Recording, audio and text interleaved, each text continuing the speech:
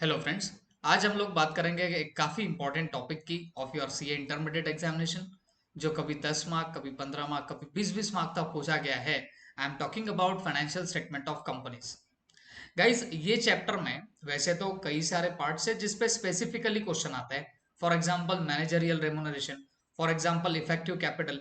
तो इसके मैंने सेपरेट वीडियोस बनाए हुए हैं जिसके लिंक मैं डिस्क्रिप्शन बॉक्स में ड्रॉप कर रहा हूँ। आप वहां से उन पर्टिकुलर चैप्टर्स के क्वेश्चंस को एक्सेस कर सकते हो। ओके। अब फाइनेंशियल स्टेटमेंट ऑफ कंपनीज का ये जो मैं आपको चैप्टर अभी पढ़ाने वाला हूँ इस वीडियो में, तो यहाँ पे हम लोग सिर्फ और सिर्फ फोकस करेंगे फॉर्मेट्स ऑफ फाइनेंशियल स्टेटमेंट, कैसे फाइनेंशियल स्टेटमेंट बनाए जाएंगे उसकी। ओके। तो मैं आपको बता दूं, कंपनीज एक्ट 2013 में जो शेड्यूल 3 है, ये फॉर्मेट बताता है आपके फाइनेंशियल स्टेटमेंट्स का। ओके। जिसमें पार्ट 1 बैलेंस शीट का फॉर्मेट आपको बताएगा, और पार्ट 2 आप लोगों को प्रॉफिट एंड लॉस का फॉर्मेट बताने वाला है। ठीक है। तो मैं आपको quickly formats of balance sheet, format of PNL ये एक बार बता देता हूँ, और बाकी कुछ नहीं है। जैसे आपने आज तक बचपन में फाइनल अकाउंट किया होगा, बस वैसे ही हम लोगों को यहाँ पर करना है, उससे ज्यादा कुछ नहीं है। हाँ, कुछ छोटी मोटी बातें वो आप लोगों को अच्छे से पता चले, that's enough for me. Okay. शांति से सुनना बच्चों। हम लोग सबसे पहले बैलेंस शीट के बारे में समझ के लेंगे कि बैलेंस शीट का फॉर्मेट कैसे होता है, और इसके एक एक आइटम को आप लोग अच्छे से समझ के लेना। ठीक है। ध्यान दीजिए। देखिए बच्चों, ऐसे बनाया जाता है बैलेंस शीट का फॉर्मेट, और ये आपने ऐसे भी बहुत बार बनाए होंगे, तो आप लोगों को जमता ही होगा, होप सो।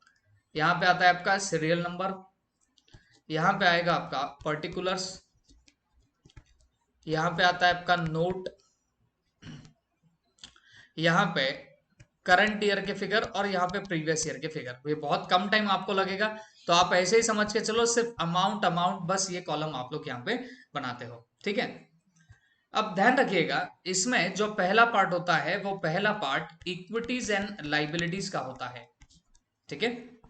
जो फर्स्ट पार्ट है which is of what, equities and liabilities. Okay.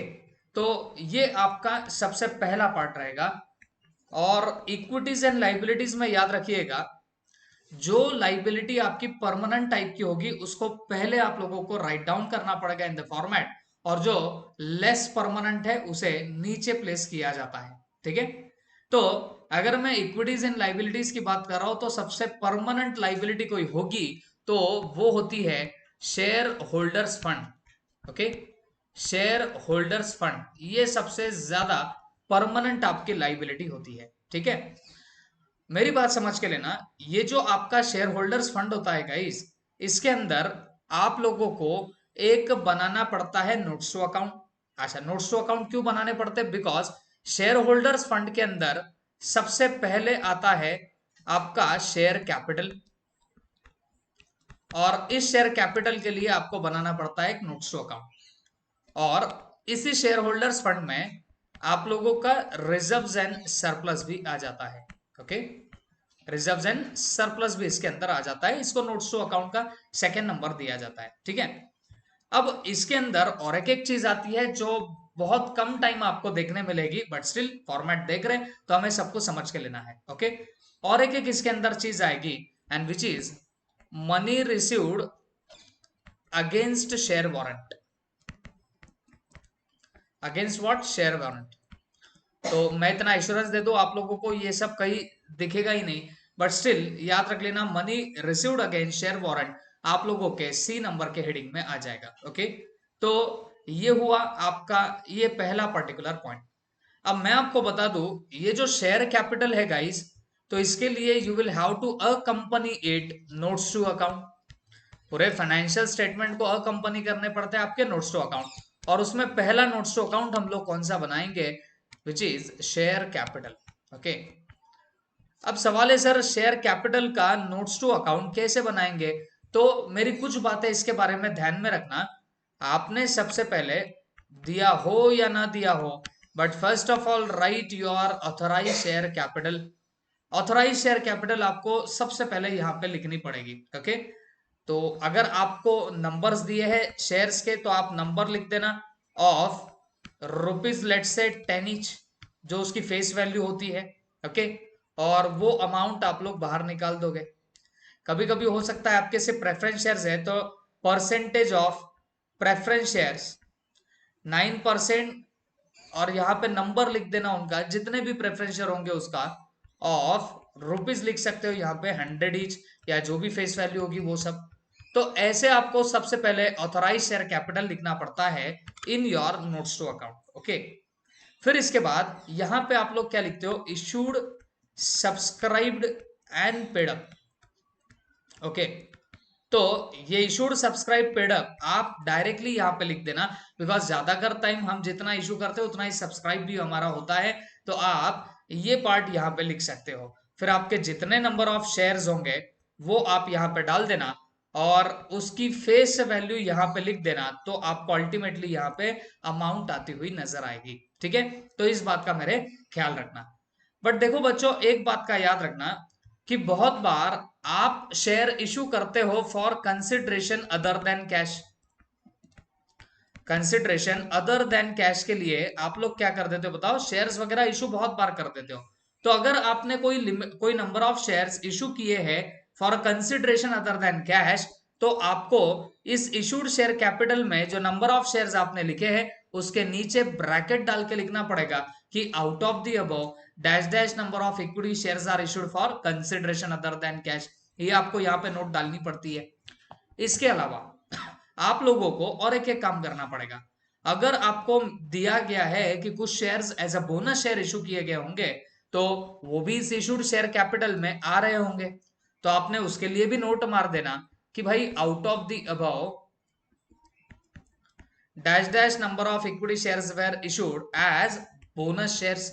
तो ये चीज आप लोग यहाँ पे नोट में बता देना। ओके, तो ये आपकी सबसे प्राइमरी रिस्पॉन्सिबिलिटी रहेगी whenever you are making what notes to account for your share capital. ठीक है, तो इन बातों का ध्यान रखना गाइज। ये फाइनेंशियल स्टेटमेंट का जो चैप्टर है इसमें आपकी ये बारीक बारीक बातें परखी जाती है, और ये अगर आप लोग प्रॉपरली कर लो तो डेफिनेटली आप लोगों को अच्छे मार्क्स मिल सकते हैं। और यहीं पे अगर आपने चीजें छोड़ी तो फिर आपके जो मार्क्स मिलने हैं वो कम होने लग जाएंगे। ठीक है, इस बात का ख्याल रखिएगा। तो सबसे पहला शेयर कैपिटल का जो पॉइंट होता है ये मैंने आप लोगों को समझा दिया है। होप सो ये आप लोगों के दिमाग में गया होगा। ओके, एंड नाउ यहाँ पे रिजर्व्स एंड सरप्लस आप लोगों को बताना पड़ता है। ठीक है, तो रिजर्व्स एंड सरप्लस के लिए आपने यहाँ पे नोट्स टू अकाउंट का सेकंड नंबर डाला, तो आपको जो जो रिजर्व्स एंड सरप्लस लगते हैं वो उठा के आप लोग क्या कर देना बताओ, इस नोट्स के अंदर डाल देना। ठीक है, अब रिजर्व्स एंड सरप्लस में क्या क्या आ सकता है, आई डोंट थिंक सो मुझे बताने की जरूरत है। Revaluation reserve, general reserve, profit and loss का बैलेंस वगैरह वगैरह, ये सब आपके रिजर्व्स एंड सरप्लस में दिखेगा। ओके, हाँ, लेकिन एक बात करते हैं सरप्लस ऑफ पीएनएल की। भाई सरप्लस ऑफ पीएनएल बोले तो आपके प्रॉफिट एंड लॉस में जो बैलेंस बचा है वो क्रेडिट बैलेंस है, तो आप यहाँ पे पॉजिटिव फिगर लिखना। और यहाँ पे अगर प्रॉफिट एंड लॉस का डेबिट बैलेंस है ऐसा बोला गया है, तो उसे एज ए नेगेटिव फिगर बोल के यहाँ से आप लोग बता देना। कहाँ पे, रिजर्व्स एंड सरप्लस में। प्रॉफिट एंड लॉस स्टेटमेंट में अगर डेबिट बैलेंस है ऐसा दिखाई दे रहा है, इसका मतलब है कि देयर इज एक्यूमुलेटेड लॉस, और ये एक्यूमुलेटेड लॉस को क्या करना पड़ता है गाइस, तो इसे माइनस करना पड़ता है। तो आप इसे माइनस करके यहाँ पे बता देना। ओके, होप सो ये बातें आपके समझ में आ चुकी होगी। अब एक आधी बार लेट्स से डिविडेंड डिक्लेयर किया है ऐसी आपको इंफॉर्मेशन मिल रही है। ओके, तो याद रखिएगा जो आपका सरप्लस ऑफ यहाँ पे पीएनएल आएगा उसी में से आप लोग जो भी प्रपोज डिविडेंड होगा ये आप लोग यहाँ से माइनस करने वाले हो। whatever amount of proposed dividend is there that will be deducted from where what, ये सरप्लस जो है प्रॉफिट एंड लॉस का, यहां से आप लोग ये डिविडेंड माइनस करने वाले हो, और फिर प्लस माइनस करने के बाद जो भी अमाउंट आती है ये फिगर आप लोग सीधे आपके बैलेंस शीट में इंडिकेट करने लग जाओगे। ठीक है, तो होप सो ये बातें आपको समझी होगी। Money received against share warrant सिर्फ मैंने आपको बता दिया, बट आपको नहीं दिखेगा किसी भी क्वेश्चन में, तो इस पे हम लोग ज्यादा चर्चा नहीं करते हैं। ठीक है, अब मैं आगे बढ़ता हूं। इसमें सेकंड होता है application money received, application money received pending allotment, pending what, allotment. अब इसका मतलब क्या होता है, आप लोगों को कोई एप्लीकेशन का पैसा मिला है लेकिन अब तक आपने अलॉटमेंट ऑफ शेयर्स नहीं किया होगा, तो याद रखिएगा गाइस, इसे आप लोग क्या करोगे बताओ, यहाँ पे application money received pending allotment बोल के आप लोग यहाँ पे बता दोगे। ओके, तो ये एक बात ध्यान रखिएगा। अब third thing is your non current liabilities. तीसरा कौन सा मुद्दा है बताना, नॉन करंट लाइबिलिटीज का अब हम लोग मुद्दा पढ़ने वाले हैं। अब नॉन करंट लाइबिलिटीज आपको नाम से ही समझ रही होगी, जो करंट नहीं है, तो जो करंट नहीं है वो नॉन करंट लाइबिलिटी मानी जाएगी। और बेटा करंट नहीं है किसे बोला जाएगा, जिसको रीपे करने के लिए आपके पास 12 मंथ से ज्यादा का पीरियड होगा तो वो आपकी नॉन करंट लाइबिलिटी बनेगी। और अगर 12 मंथ से कम टाइम है आपके पास में तो it will be your current liability. ठीक है, ये बात ध्यान में रखिए। तो नॉन करंट लाइबिलिटी होगी तो बेटा मेरी एक मेमोरी टेक्निक यहाँ पे याद रख लेना, LDOL। क्या, LDOL, नॉन करंट लाइबिलिटी में LDOL। ओके, तो LDOL क्या है सर, तो इसका मीनिंग है boss long term borrowing. Okay, ये जो L है, L for what, long term borrowing. D for what, deferred tax liabilities. O for other non current liabilities. Okay, और ये L जो है ये काय का है बताना, लॉन्ग टर्म प्रोविजन का है। ये काय का है बताना, लॉन्ग टर्म प्रोविजन का है। ठीक है, अब सवाल है सर इन सब चीजों को एक एक बार बताओ, तो बेटा शांति से सुनना। देखो लॉन्ग टर्म बोरोविंग की अगर मैं बात करूं तो ऐसी बोरोविंग जिसको रीपे करने के लिए आपके पास में 1 साल से ज्यादा का टाइम पीरियड है, तो इसे हम लोग क्या बोलने वाले, लॉन्ग टर्म बोरोविंग बोलने वाले हैं। ठीक है, फॉर एग्जाम्पल डिबेंचर्स क्या होते हैं बच्चों, लॉन्ग टर्म बोरोविंग होते हैं। लोन फ्रॉम बैंक्स क्या होता है, लॉन्ग टर्म बोरोविंग होता है। ओके, और कोई आपका बॉन्ड्स होगा या आपके पब्लिक डिपॉजिट्स होंगे, ये सब लॉन्ग टर्म बोरोविंग है गाइस। तो इसे आपको अग्रीगेटिवली कहां बताना पड़ेगा बताओ, ये लॉन्ग टर्म बोरोविंग के अंदर आप लोगों को बताना पड़ेगा। अब देखो बच्चों, जब आप प्रेजेंट करते हो ये फाइनेंशियल स्टेटमेंट तो एक बहुत कॉमन प्रॉब्लम होती है बच्चों की कि सर हमने नोट्स टू अकाउंट कब यूज करना और कब यूज नहीं करना, ये हमको समझ ही नहीं आता। तो बच्चों इसके लिए मैं एक सिंपल सी आपको बात बताऊंगा। अब बहुत बच्चों की तकलीफ क्या होती है मैं आपको समझाता हूँ। अब मान लो आपको दिख रहा है कि क्वेश्चन में डिबेंचर्स है। अब आपको ये तो पता होता है कि डिबेंचर लॉन्ग टर्म बोरोविंग है।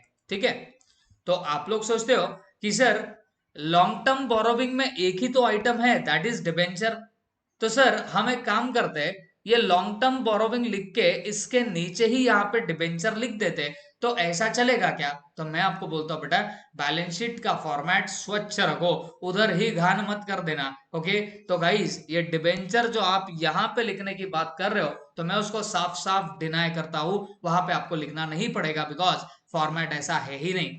तो आप बोलेंगे सर ये एक ही हमारा डिबेंचर का आइटम है लॉन्ग टर्म बोरोविंग में, तो क्या इसके लिए हम सेपरेट नोट्स टू अकाउंट बनाए क्या, तो मेरा जवाब रहेगा जी हाँ, एक भी आइटम है आप सेपरेटली नोट्स टू अकाउंट बना लेना। ओके, अब बहुत लोगों को एक कॉमन कंफ्यूजन होती है, एक आइटम है तो उसके लिए भी हमें क्यों नोट्स टू अकाउंट बनाना है, तो उसका मैं सिंपल सा रीजन बताता हूँ गाइस।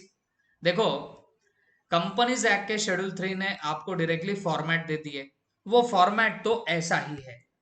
अब उस फॉर्मेट में ऐसा नहीं बोला कि आप यहाँ पे अंदर कुछ लिखो, ठीक है, तो ये फॉर्मेट तो ऐसा ही रहेगा। अब सवाल आता है सर फिर एक आइटम है उसके लिए नोट्स टू अकाउंट बनाए क्या, तो मेरा जवाब है जी हाँ, बिकॉज देखो ये फाइनेंशियल स्टेटमेंट प्रेजेंट करे जाते हैं शेयर होल्डर्स को, जो प्रोस्पेक्टिव इन्वेस्टर रहेंगे उनको आप लोगों को फाइनेंशियल स्टेटमेंट बताना पड़ेगा। तो अगर मान लीजिए आप फाइनेंशियल स्टेटमेंट बता रहे हो और मान लीजिए आपका एक ही आइटम था डिबेंचर का 10 लाख का, और आपने आपके बैलेंस शीट में यहाँ पे 10 लाख बताए हैं लॉन्ग टर्म बोरोविंग के नाम से। अब जो शेयर होल्डर है उसको कैसे समझेगा गाइज, उसे ये तो समझ जाएगा कि it is long term borrowing, लेकिन कौन से टाइप की लॉन्ग टर्म बोरोविंग है, आपने किसी बैंक से लोन लिया है या बॉन्ड इशू करे है या पब्लिक डिपॉजिट दिया है या डिबेंचर इशू करे, ये उस बंदे को कैसे समझ में आएगा। तो नहीं समझ में आएगा ना, दैट इज वाई यहाँ पे आपका नोट्स टू अकाउंट बन जाता है। तो आपको अगर कभी कंफ्यूजन आए कि नोट्स टू अकाउंट कब बनाना कब नहीं बनाना, तो मेरी बस एक बात याद रखना, आपके फाइनेंशियल स्टेटमेंट का जो फॉर्मेट मैं अभी आपको बता रहा हूं, ये फॉर्मेट ऐसा ही रहेगा। अब बैलेंस शीट के ना अंदर कुछ आएगा ना बाहर कुछ जाएगा, अंदर तो कुछ नहीं आएगा, ये बात आप लोग फिक्स कर लो। अब लेकिन जो शेयर होल्डर है वो बस ये ऐसे बातें देख ले, जैसे लॉन्ग टर्म बोरोविंग देख ले और आप डायरेक्ट 10 लाख लिख दो, तो उसे कैसे समझ में आएगा कि एग्जैक्टली इसके अंदर कौन सा आइटम है। तो ऐसे ही वक्त आप लोग क्या करते हो, आपके नोट्स टू अकाउंट यहाँ पे प्रिपेयर करते हो, ठीक है। तो होप सो जो कॉमन कंफ्यूजन का पॉइंट होता है काफी स्टूडेंट्स के अंदर, वो मैंने साफ कर दिया है। ओके, ध्यान रखना। अब इसके बाद आता है डेफर्ड टैक्स लाइबिलिटी, ये ग्रुप 2 में आप लोग सीख लोगे गाइस। तो डेफर्ड टैक्स लाइबिलिटी ग्रुप 2 में आपको मिलेगा, तो यहाँ पे आप उसकी चिंता मत करो। उसके बाद है अदर नॉन करंट लाइबिलिटीज, मतलब जो ऐसी लाइबिलिटी है तो लॉन्ग टर्म, लेकिन आप उसको कहीं और डाल नहीं सक रहे, ना लॉन्ग टर्म बोरोविंग में डाल सक रहे, ना डेफर्ड टैक्स लाइबिलिटी में डाल सक रहे, तो उसको उठा के कहां पे प्लेस कर देना, अदर नॉन करंट लाइबिलिटीज में उसको प्लेस कर देना, ठीक है। फिर इसके बाद में लॉन्ग टर्म प्रोविजन। अब लॉन्ग टर्म प्रोविजन का मतलब क्या है बच्चों, प्रोविजन का मतलब है आपने कोई खर्चे के लिए सेट असाइड किया। अब ये प्रोविजन है लेकिन इसकी जरूरत 12 महीने के बाद पड़ सकती है, तो ऐसी प्रोविजन को लॉन्ग टर्म प्रोविजन बोलेंगे। ओके, तो ऐसे नॉन करंट लाइबिलिटी में एलडीओएल याद रख लेना, तो आपको आपका फॉर्मेट याद आ जाएगा। ओके, तो ये बातें यहां पे डाली जाती है। ओके, नाउ फोर्थ नंबर में लाइबिलिटीज में क्या आएगा, तो याद रखिएगा फोर्थ नंबर पे आता है करंट लाइबिलिटीज। फोर्थ नंबर पे क्या आता है बोलो, करंट लाइबिलिटीज आपका यहां पर आने लग जाएगा। ओके, अब सवाल है सर करंट लाइबिलिटीज का अंदर का मतलब क्या होता है, तो करंट लाइबिलिटीज का मतलब ये होता है ऐसी लाइबिलिटी जिसको आपको पे आउट करना है विद इन 1 ईयर, 1 साल के अंदर जिसे आपको पे करने का ऑब्लिगेशन आता है, उसे हम लोग करंट लाइबिलिटीज बोलते हैं, ठीक है। तो ये बात मेरी अच्छे से याद रखो। अब बेटा करंट लाइबिलिटीज में आपको कोई मेमोरी टेक्निक है क्या याद रखने के लिए, तो जी हाँ मैं आपको बताता हूँ। करंट लाइबिलिटी के लिए मेरी एक ही बात याद रखना, भाई शॉर्ट टर्म में करो टॉस। क्या बोल रहा हूं, शॉर्ट टर्म में करो टॉस, ठीक है। ये करंट लाइबिलिटीज को याद रखने का तरीका है। करंट लाइबिलिटी में क्या करेंगे, शॉर्ट टर्म में टॉस करेंगे, ठीक है। अब आप ही देख लो कैसे कैसे इसके आइटम अभी बन जाएंगे। तो शॉर्ट टर्म का मतलब होगा यहाँ पे short term borrowing, short term borrowing. Okay, मतलब ऐसी बोरोविंग जो शॉर्ट टर्म की है, मतलब 1 साल से कम की है। फॉर एग्जाम्पल बैंक ओवरड्राफ्ट, आप बैंक ओवरड्राफ्ट लेते हो और उसको जैसे पैसा आया रीपे भी कर देते हो। कैश क्रेडिट सीसी, ये भी शॉर्ट टर्म बोरोविंग के अंदर जा सकता है। इसके अलावा ऐसा कोई लोन जो 1 ईयर के अंदर आपको रीपे करना पड़ेगा, वो सब आपके शॉर्ट टर्म बोरोविंग के अंदर आएगा, ठीक है। तो करंट लाइबिलिटीज में क्या करते हैं, शॉर्ट टर्म में टॉस करते हैं, तो शॉर्ट टर्म का हमने लिख लिया मतलब शॉर्ट टर्म बोरोविंग। हाँ, T for what, T for trade payable, T for what, trade payable. Okay, अब मैं आपको बता दूं गाइस ट्रेड पेबल का मतलब क्या होता है।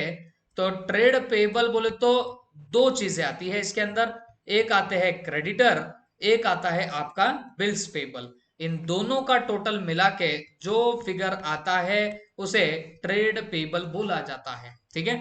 तो अगर मान लीजिए आपके किसी प्रॉब्लम में बिल्स पेबल क्रेडिटर्स दोनों दिए हैं, तो आप यहां पर सिर्फ ट्रेड पेबल ही लिखना और यहां पे उसका एक नोट्स टू अकाउंट डाल के सेपरेटली बता देना कि भाई बिल्स पेबल कितना है एंड क्रेडिटर्स कितना है, ठीक है। तो ये मेरी बात याद रखो।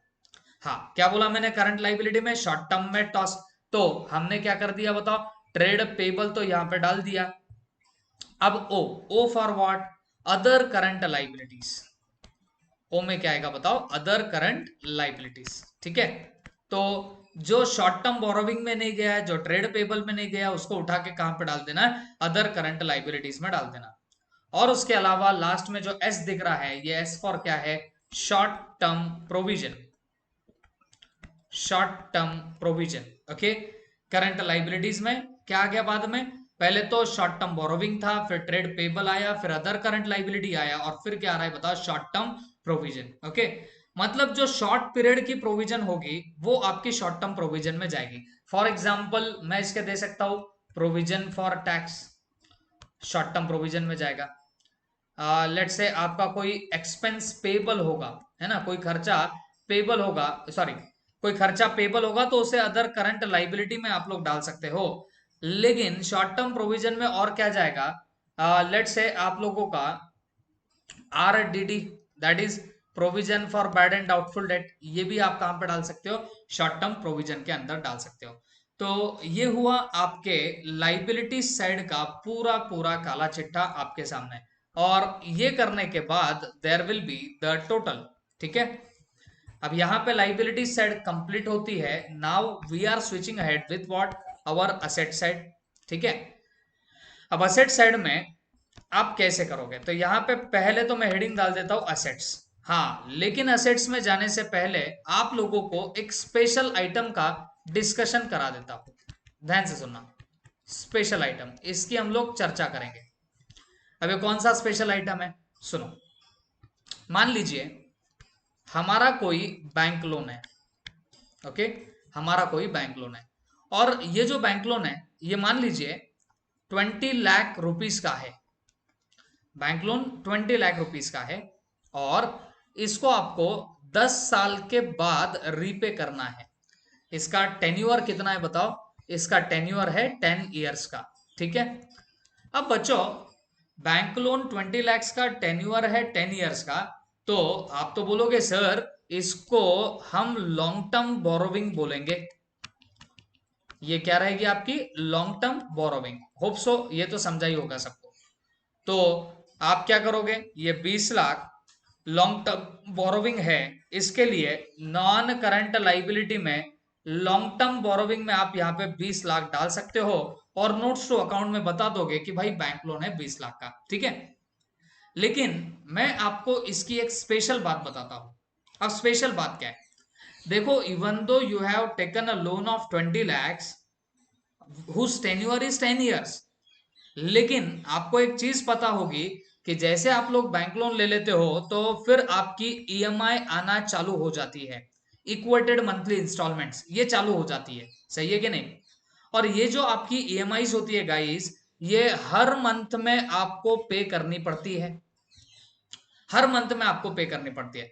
तो सपोज आपने 1/4/2021 को कोई लोन लिया है 20 lakhs का, तो नेक्स्ट मंथ से ही आपकी ईएमआई आना चालू हो जाएगी। ओके, तो मुझे एक बात बताओ, लेट से अगर आपकी ईएमआई 50-50 हजार की भी अगर आ रही होगी, लेट से वो 1/5/2021 से स्टार्ट हो रही है, तो कहीं ना कहीं 11 महीने में आपको 50,000 रुपए पे तो करने ही पड़ेंगे आगे के। तो 50,000 इंटू 11, ये कितना हुआ, 5,50,000 हुआ। तो आपको नहीं लगता क्या, हमने लोन लिया है 1/4/21 को 20 लाख का, जिसका टेन्योर बोला कितना गया है बताओ, 10 ईयर्स का। लेकिन ईएमआई को अगर मैं ध्यान में रखूं, 50,000 की ईएमआई को ध्यान में रखूं, तो 1 मई 2021 से मेरी ईएमआई स्टार्ट हो जाएगी, और आगे के 11 महीने में मुझे 50-50 हजार करके 5,50,000 पे कर देना पड़ेगा। मतलब ये 5,50,000 कहीं ना कहीं इन दिस ईयर, इसी साल में मुझे 5,50,000 पे करना पड़ेगा।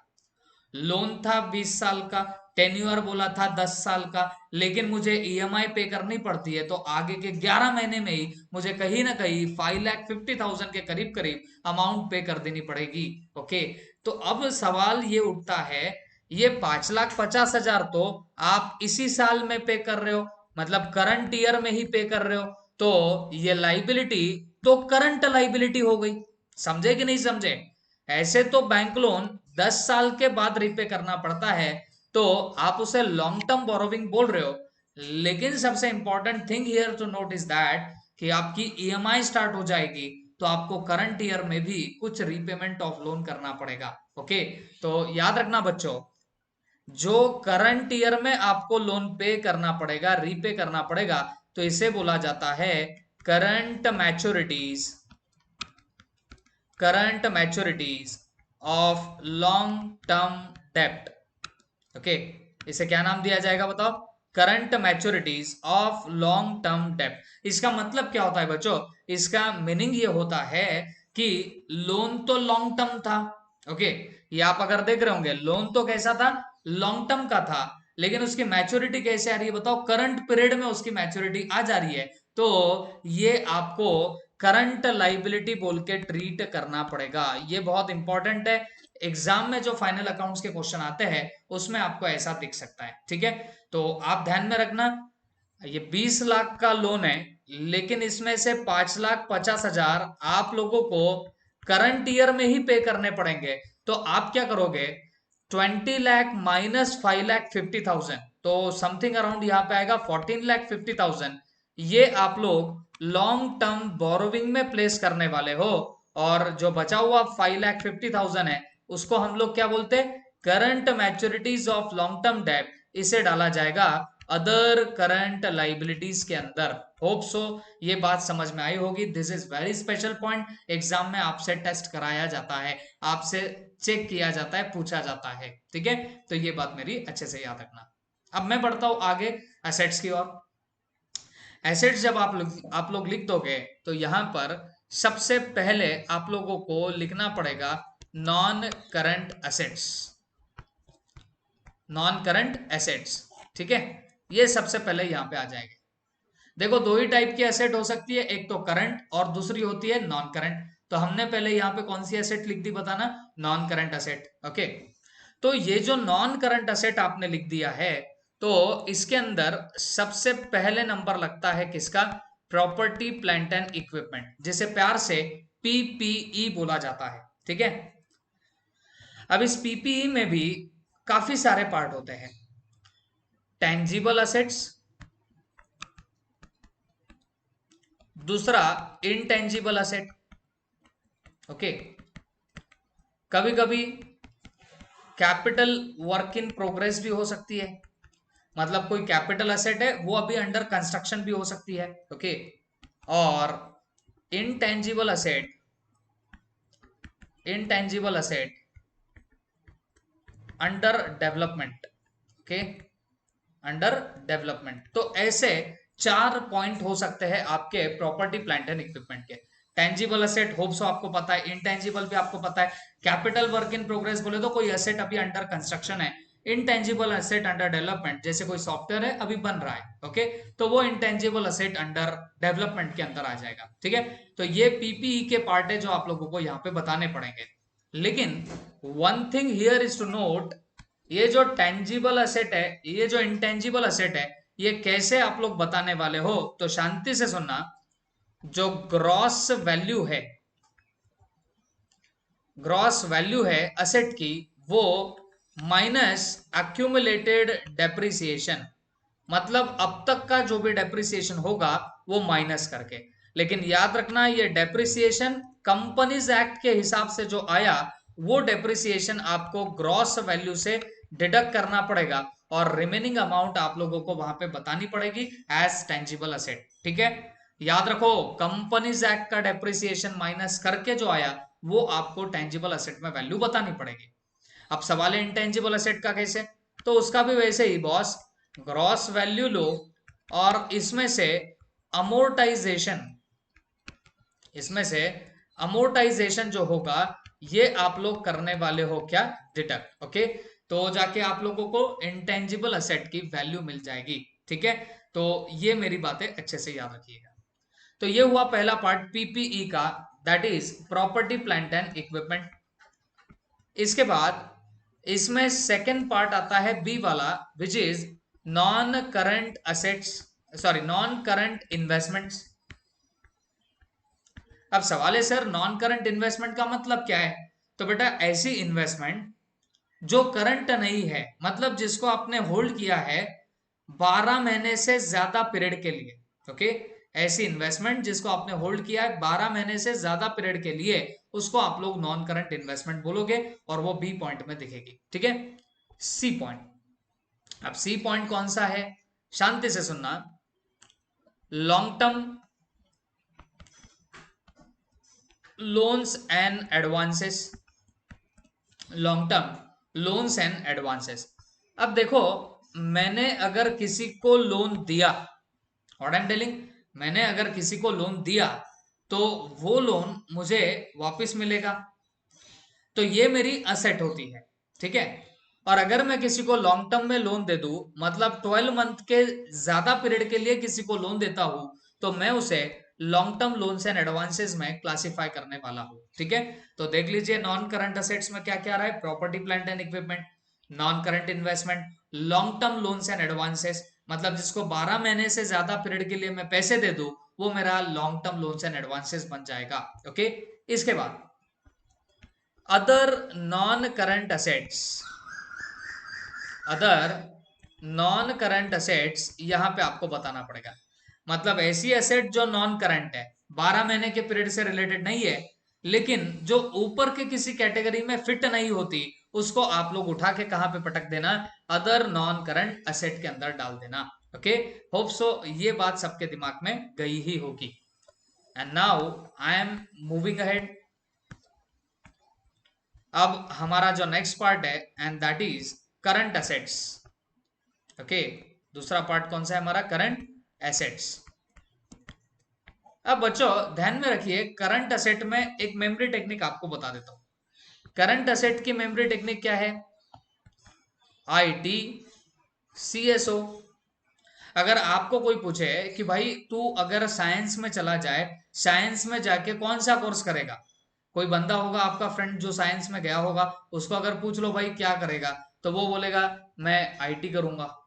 या आप पूछ ले तो भाई इंजीनियरिंग किस में करेगा, तो वो इंजीनियरिंग बोलेगा आपको मैं IT में इंजीनियरिंग करूंगा। या कंप्यूटर साइंस होता है अगर आपको पता है, जिसको CS बोलते हैं इंजीनियर्स के लैंग्वेज में, और वो अदर इंजीनियरिंग भी होती है जैसे मैकेनिकल है वगैरह वगैरह हो गई। हमको उससे कुछ लेना देना नहीं है। इंजीनियरिंग आपको पूछी भाई काय काय में कर सकते हो, किस किस फील्ड में कर सकते हो, क्या जवाब मिलेगा, IT में कर सकते हैं, CS में कर सकते हैं, अदर्स में कर सकते हैं, बस दैट्स इट। हमारे करंट असेट का काम तमाम हो गया। बोलो I for what, I for inventory, I for what inventories. हाँ, T for what, trade receivable, trade receivable, ठीक है। C for what, cash and cash equivalent, okay. और S for what, short term loans and advances, short term loans and advances. और O for what, other current assets, okay. Other current assets यहां पे आपकी आ जाएंगे, ठीक है। ITCSO, ठीक है।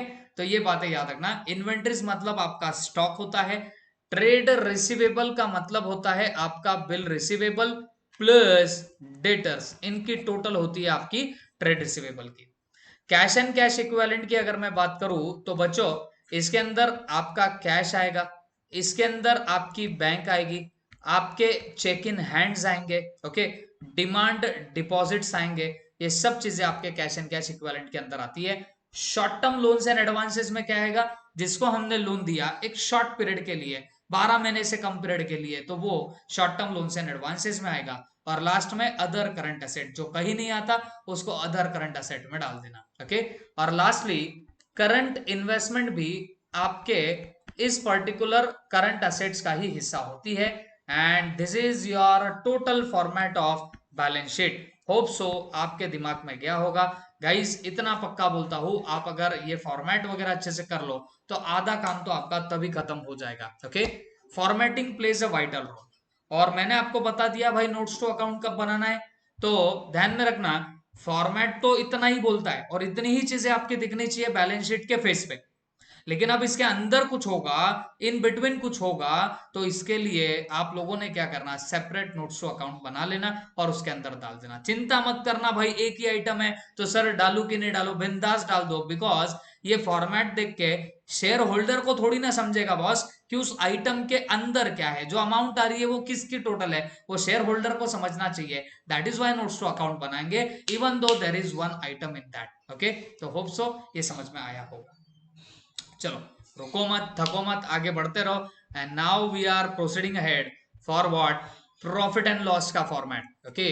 अब हम लोग सीख रहे हैं क्या, प्रॉफिट एंड लॉस का फॉर्मेट, ठीक है। इसे स्टेटमेंट ऑफ पीएनएल बोला जाता है। याद रखना, वो दिन गए आपके जब आप प्रॉफिट एंड लॉस अकाउंट बोलते थे। Profit and loss account other than company में बोलना, लेकिन जब आप कंपनी की बात करते हो तो ये स्टेटमेंट ऑफ पीएनएल रहता, क्योंकि इसको ना डेबिट साइड है ना credit, that is why it is statement of PNL, ठीक है। For the year ended dash dash dash, ये भी आपको डालना पड़ेगा। सर फटाक से बताओ फॉर्मेट कैसा होता है, तो बेटा ध्यान से सुनिएगा। ये बन गया मेरा फॉर्मेट। अच्छा, एक डाउट किसी के मन में जनरेट हो सकता है कि सर हम इतना बैलेंस शीट का जो फॉर्मेट दिया है ये सब हर बार लिखना जरूरी है क्या? तो बिल्कुल नहीं बच्चों, इसमें से जो आइटम आपको लगता है कि नहीं आएगा तो आप वो आइटम ना भी डालो तो भी चलता है। जैसे मान लीजिए कोई क्वेश्चन में नॉन करंट लाइबिलिटीज आपको कोई दिखाई ही नहीं दे रही, तो क्या आप फिर भी लिखते बैठेंगे क्या non current liability, long term borrowing, deferred tax liability? तो बेटा जी नहीं, ऐसे आपको काम नहीं करना है। जो आइटम आपको लगता है कि बैलेंस शीट में आ सकता है, बस उन्हीं आइटम का बैलेंस शीट में जिक्र करना पड़ेगा, बाकी आइटम आप लोग स्किप कर सकते हो, ओके। और हमेशा याद रखना, हम पहले जब फाइनल अकाउंट्स करते थे, इवन सिंगल एंट्रीज में फाइनल अकाउंट करते हैं, तो हम लोग पहले प्रॉफिट एंड लॉस बनाते हैं और उसके बाद बैलेंस शीट बनाते हैं। लेकिन कंपनी में ऐसा नहीं रहेगा। कंपनी में वैसे तो बनाते हैं वैसे ही है प्रैक्टिकल लाइफ में, लेकिन आपको आपके एग्जामिनेशन में प्रेजेंट करते टाइम बैलेंस शीट पहले प्रेजेंट करनी है और फिर आपका प्रॉफिट एंड लॉस प्रेजेंट होगा। और इवन जो नोट्स टू अकाउंट्स होते हैं, तो नोट्स टू अकाउंट में जो नंबरिंग है वो बैलेंस शीट से आप लोग देना स्टार्ट करो। यहाँ पे 1 2 3 4 जितने नोट्स डालने वो डाल देना, और फिर जब आप प्रॉफिट एंड लॉस अकाउंट बनाने जाओगे तो यहाँ पे नंबर वापस 1 2 3 4 नहीं आएंगे। जो लास्ट नंबर था बैलेंस शीट में उसके आगे का नंबर आपके प्रॉफिट एंड लॉस में आएगा। फॉर एग्जाम्पल, मान लो यहाँ पे कैश एंड कैश इक्विवेलेंट का आपने नोट्स टू अकाउंट बनाया था 7 नंबर का, क्योंकि इसमें कैश भी थी एंड बैंक भी थी, ठीक है। और इसके आगे आपको नोट्स टू अकाउंट बनाने की जरूरत ही नहीं पड़ी बैलेंस शीट में। तो आप जब आप प्रॉफिट एंड लॉस स्टेटमेंट में आओगे और यहां पे अगर आपको नोट्स टू अकाउंट डालने की जरूरत पड़े तो आपको 8 नंबर से शुरू करना पड़ेगा, क्योंकि 7 नंबर तक तो नोट्स टू अकाउंट आपके बैलेंस शीट में ही चले गए थे, ठीक है। तो ये है तो छोटी छोटी बातें, बट अगर ये पता है तो आप कुछ भी कर सकते हो, ठीक है। चलो मैं बढ़ता हूं आगे। अब बच्चों फॉर्मेट में यहाँ पे वही सीरियल नंबर, पर्टिकुलर्स, फिर यहाँ पे आपका नोट्स टू अकाउंट आएगा, यहाँ पे अमाउंट अमाउंट ये सब आ जाएगी। क्लियर है क्या सबको? अच्छा, अब सबसे पहले यहाँ पे डाली जाती है आपकी इनकम्स। इनकम्स में सबसे पहला होता है रेवेन्यू फ्रॉम ऑपरेशन। देखो बच्चों, आप ये समझ के लीजिए फर्स्ट ऑफ ऑल कि रेवेन्यू फ्रॉम ऑपरेशन का मतलब क्या होता है।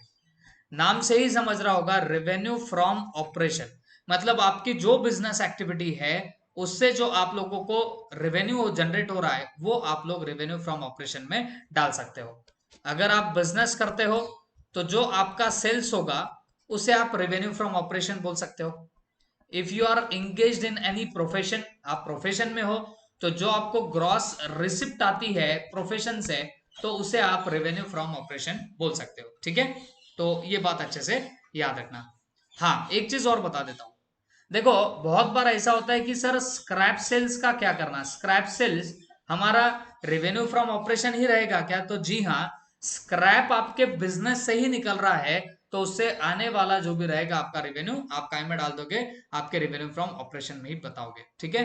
सेकेंड, यहां पर आपको बताना पड़ता है other incomes, okay. Other incomes कहां डालोगे? सेकेंड नंबर में डाल दोगे। और फिर यहां पे आपके इनकम्स की आ जाती है टोटल। क्या क्या किया हमने बोलो? रेवेन्यू फ्रॉम ऑपरेशन मतलब जो हमारी बिजनेस की एक्चुअल इनकम है वो हमने ऊपर डाल दी रेवेन्यू फ्रॉम ऑपरेशन में।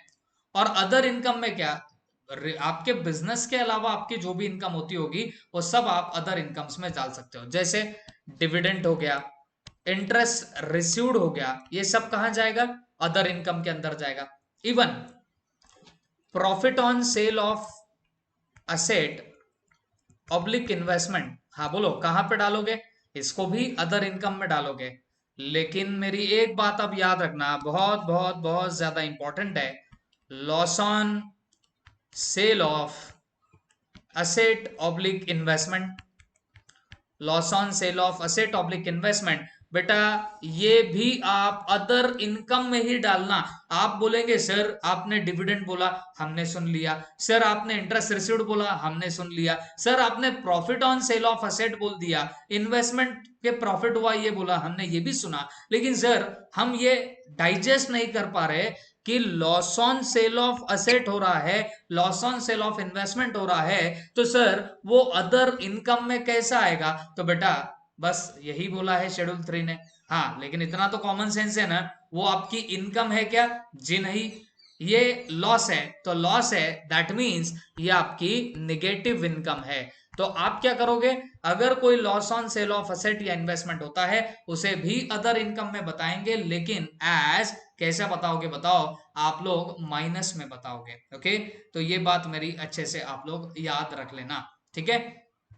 इसके बाद अब सेकंड में आप लोग यहां पे डालते हो सारे आपके एक्सपेंसेस, आपके यहाँ पे क्या है कि बताना, एक्सपेंसेस। अब एक्सपेंसेस में आप सबसे पहले लिखते हो purchases of stock. Purchases of stock तब आएगा जब आपके फिनिश गुड्स आप परचेस करते हो या आप कोई ट्रेडर हो, तब आप क्या करोगे? यहाँ पे परचेसेस ऑफ स्टॉक लिख दोगे, ठीक है। फिर इसके बाद यहां पे आता है मटेरियल कंज्यूम। यहां पे क्या आता है बताओ? Material consume. ओके, एक मैन्युफैक्चरिंग कंसर्न होगा तो वहां पे मटेरियल कंज्यूम आपको डालना पड़ता है। ओके, या उसके भी पहले मैं आपको एक चीज और बता दूं, यहां पर आपको चेंजेस इन इन्वेंट्री डालना पड़ेगा।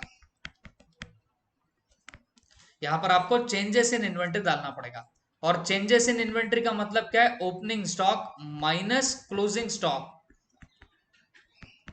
जो भी होगा ये आप यहां पर बता दोगे। और डोंट फॉरगेट, ये जो चेंजेस इन इन्वेंट्री होता है ये फिनिश गुड्स का आपको यहां पे लेना पड़ेगा। Okay, purchase of stock finish goods का, यहां पे चेंजेस इन इन्वेंट्री हो रहा है, that is opening minus closing जो होता है फिनिश गुड्स का, वो आपको यहां पे इंडिकेट करना पड़ेगा। ओके, हाँ, opening stock minus closing stock करके फिगर पॉजिटिव भी आ सकता है, फिगर निगेटिव भी आ सकता है। निगेटिव भी आए तो चिंता मत करना, बस माइनस में डाल देना, दैट्स इट। ओके, ध्यान रखिएगा।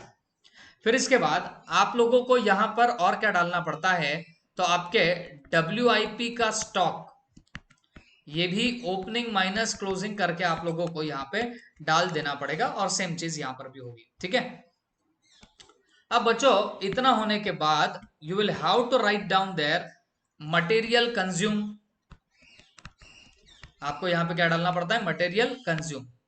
मटेरियल कंज्यूम का फॉर्मूला आपको पता ही होगा, opening stock of raw material plus purchases of raw material minus closing stock of raw material. देखो ध्यान से, यहां मैं रॉ मटेरियल की बात कर रहा हूं, यहां मैं WIP की बात कर रहा हूं, और ऊपर मैं फिनिश गुड्स की बात कर रहा हूं।